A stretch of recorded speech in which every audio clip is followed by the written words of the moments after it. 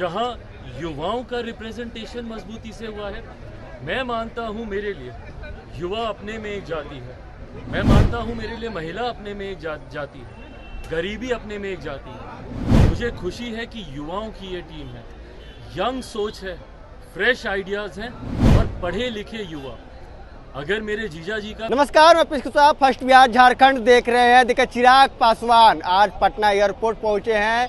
सभी 5 प्रत्याशियों को नाम का ऐलान होने के बाद पहली बार पटना एयरपोर्ट पहुंचे हैं। सवाल पूरे राजनीतिक गलियारे में तैर रहे थे कि संभोवी चौधरी को आखिर उन्होंने क्यों टिकट दिया। बीना देवी जो उन्हें धोखा दे दी थी, आखिर उन्हें क्यों टिकट दिया गया। वो अपने जीजा को उन्होंने क्यों टिकट दिया। उन सभी सवालों का जवाब चिराग पासवान एक एक सवाल का जवाब दिए हैं। क्या कुछ कहे चिराग पासवान, पहले अपन के जवाबों को सुने।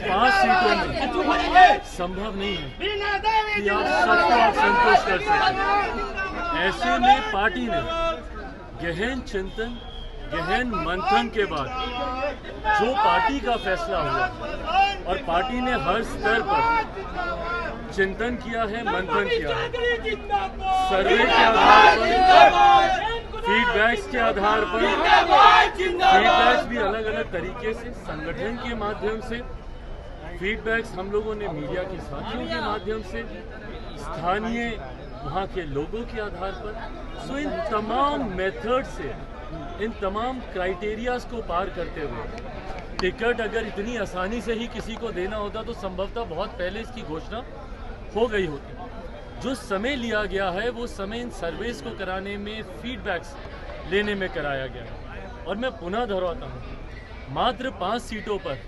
50-500 लोगों को संतुष्ट करना संभव नहीं है। और जिन लोगों को नहीं मिला, मैं उनकी नाराज़गी को भी मैं सम्मान देता हूँ। स्वाभाविक है, पार्टी से उम्मीदें होती हैं, पार्टी से अपेक्षाएं आपकी होती है और ये सवाल हर बार बरकरार रहता है।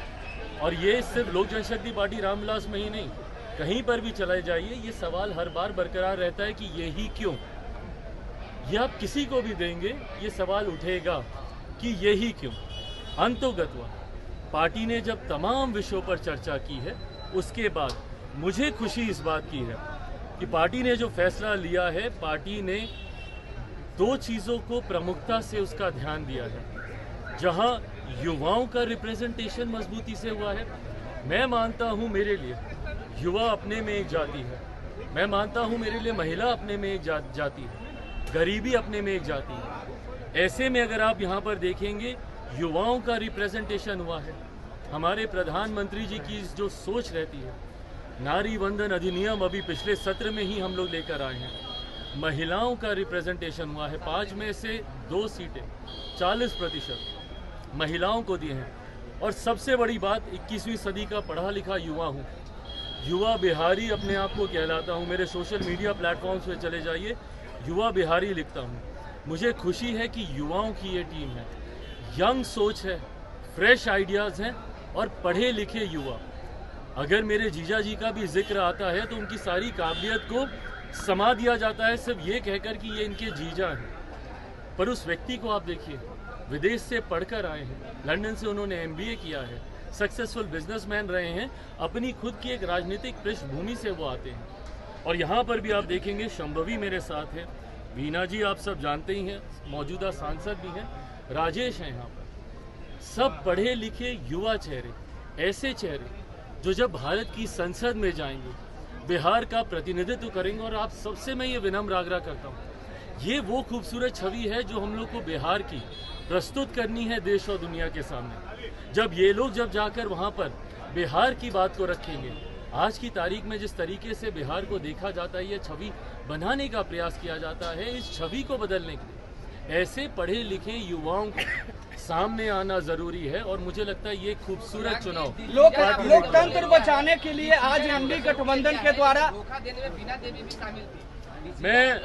मैं इस बात को कबूल करता हूँ।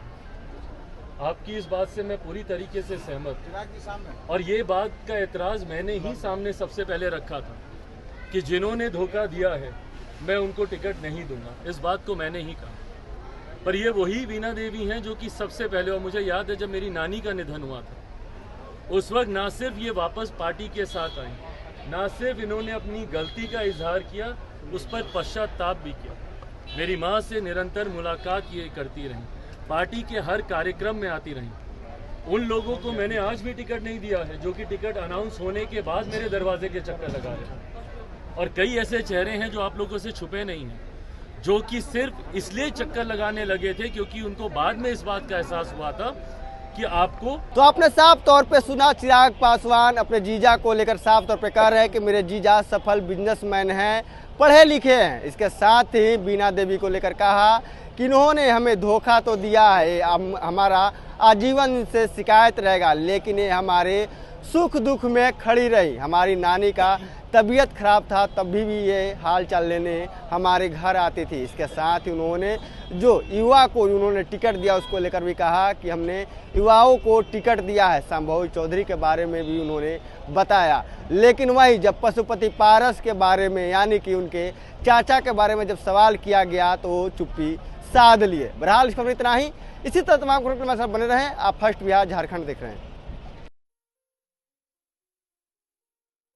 ये लो मुंह मीठा करो, आज मैंने अपना जॉब छोड़ दिया, अब हम पूर्णिया वापस जाएंगे। जॉब छोड़ दिया है? मतलब ये घर कैसे चलेगा? हम करेंगे क्या? और माँ बाबूजी क्या बोलेंगे? इसलिए मैं एक और मिठाई का डब्बा लाया। अपने बिजनेस के लिए लोन अप्रूव हो गया। अरे लोन अप्रूव हो गया वो तो ठीक है, लेकिन पूर्णिया में हम रहेंगे कहाँ? अपना घर भी तो नहीं है वहाँ। इसलिए तो एक और मिठाई का डब्बा अलग से लाया हूँ। हमने पूर्णिया में घर ले लिया है, पूर्णिया के ई होम्स पैनोरमा में। पूर्णिया में पैनोरमा ग्रुप लेकर आए हैं ई होम्स पैनोरमा। बड़ा घर, आलीशान जिंदगी और अत्याधुनिक सुविधाओं के संग। अरे अब क्यों मुंह मीठा करवा रही हो? क्योंकि हम घर वापसी जो कर रहे हैं। घर वापसी की खुशी पूर्णिया में ई होम्स पैनोरमा के संग। ई homes panorama, luxurious lifestyle redefined.